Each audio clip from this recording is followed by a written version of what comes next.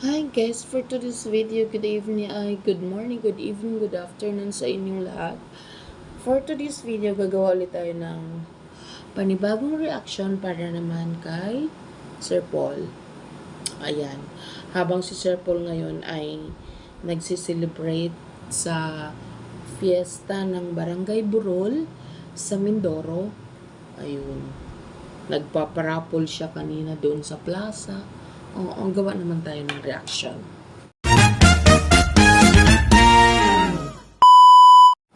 Nakaka... Kasi si Sir Paul, napanood ko. Nag-start ako sa kanya manood. Vlogger pa lang siya ni Isko Moreno. Lagi ko naman sinasabi na dati naakyat siya doon sa mga sementeryo pag may oras ng yung parang demolition. Nandoon yan siya hanggat napunta sa Batangas, nag-vlog siya. Pero maganda ang trabaho dati ni Sir Paul sa Davao. Parang siya parang lagi siya ang ipinapadala ng company kahit saan. Pero mas pinili niya mag-vlogger, mag-charity vlogger. 'Di ba? Kasi nga siguro yun ang calling niya. Nakakatuwa lang na yung kwento ni Licia. Si Licia kasi parang yung katutubo, yung lumad na kung kilala nyo si Russell. Si Russell na nasa Laguna na sa pangangalaga nila Sir Paul. Dati sobrang napakamahiyain nun at saka napakalambing na bata. Parang ganun si Licia. 'Di ba? Yung wala siyang kaalam-alam sa edad na 15 years old.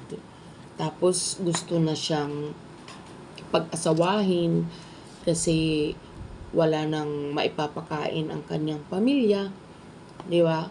Yung ang tawag doon yung boya, yung ipinagkakasundo kasi tradisyon naman ng lumad yun, 'di ba? Pero sa batas ng Pilipinas, bawal yun, pwedeng ikakulong yun.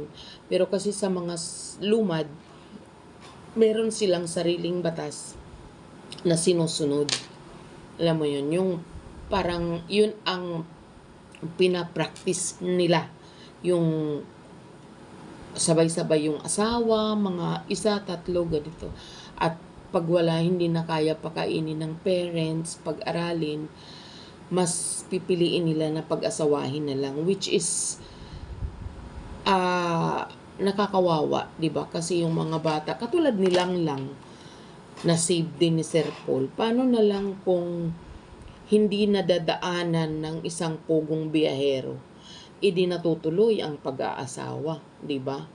Nagkakaanak sa murang edad na ganun pa rin ang pattern, mahirap pa rin. Pero sa ni Licia ba 'yun? Tama ba?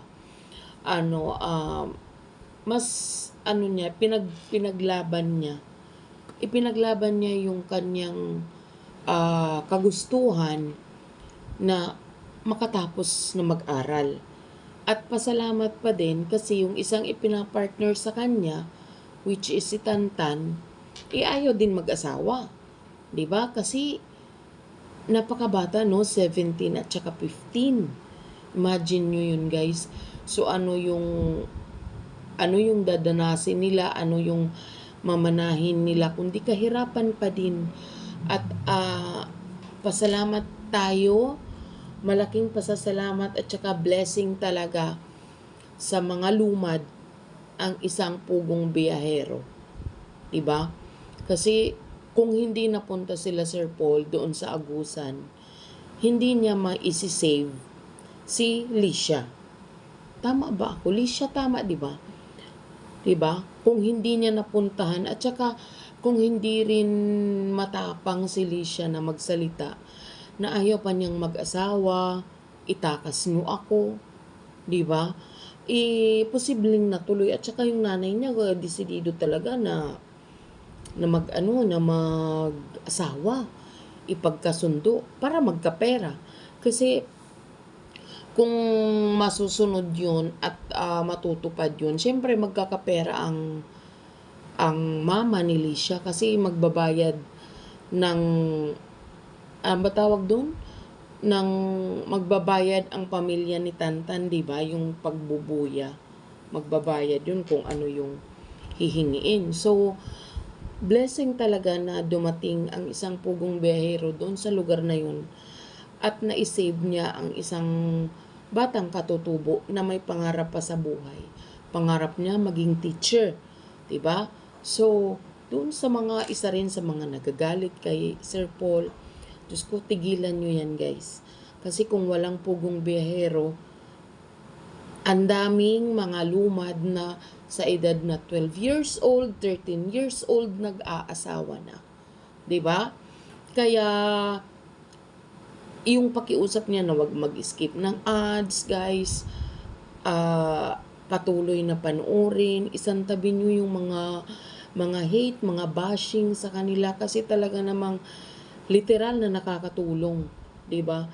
Yung mga lugar na hindi naaabot ng gobyerno dahil sa sobrang layo, imagine guys, from Davao to Agusan is 7 hours travel time by land. Imagine, dadaan sa mga bangin.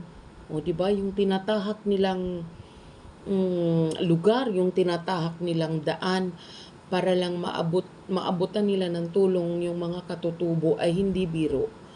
Tapos, ibabas nyo ng kesyo ganito, kesyo ganyan dahil may galit lang kayo. Huwag ganun, guys. Kasi, unang-una, wala kayong ambag sa kanila. O, di ba? Yung kanilang ginagawa ng team, PB team ay hindi biro. Guys, para lang maabutan ng tulong yung ating mga kababayang katutubo. Nakakawawa, di ba? Kung kaya lang niya bigyan ng mga bahay, yung mga bahay na talagang tagpi-tagpi, o di ba, mga dahon ng saging, ang dingding, gagawin niya yun, di ba? Pero, syempre, hindi naman kaya ng pagsabay-sabay ng gobyerno na puntahan.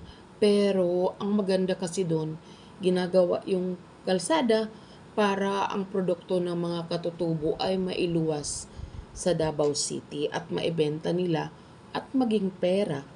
Diba?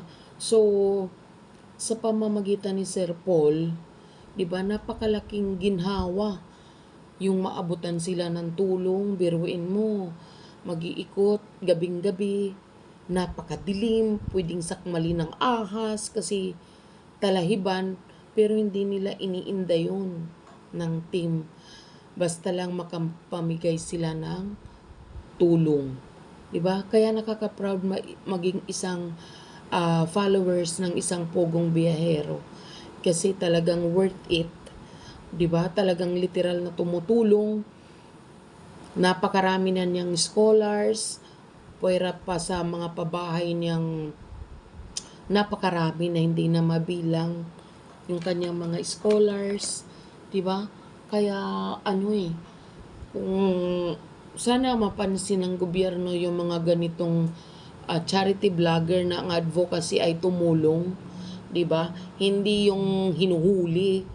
Diba? Nung klase kayo, nakakatulong na nga. Kaya si Sir Paul gusto niya sa Davao kasi napakaganda ng patakaran, napakaganda ng batas ng Davao. Oo. Kaya gusto niya doon. Dito sa Manila, tingnan nyo nangyari kila Daddy Frankie, kila Sir Bench. Oh, diba? Hinuhuli. Kinukuha yung kanilang mga natutulungan. Alam nyo na yun kung bakit. Diba?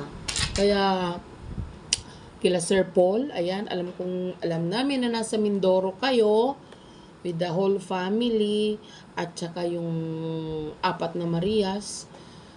Diba? So, ingat-ingat kayo sa pagbalik nyo. I think babalik na sila bukas or the other day. Diba? Ingat kayo sa inyong biyahe at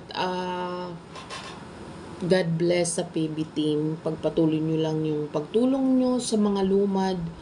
Ayan, dahil marami kayong napapasayang mga katutubo. Diba? God bless!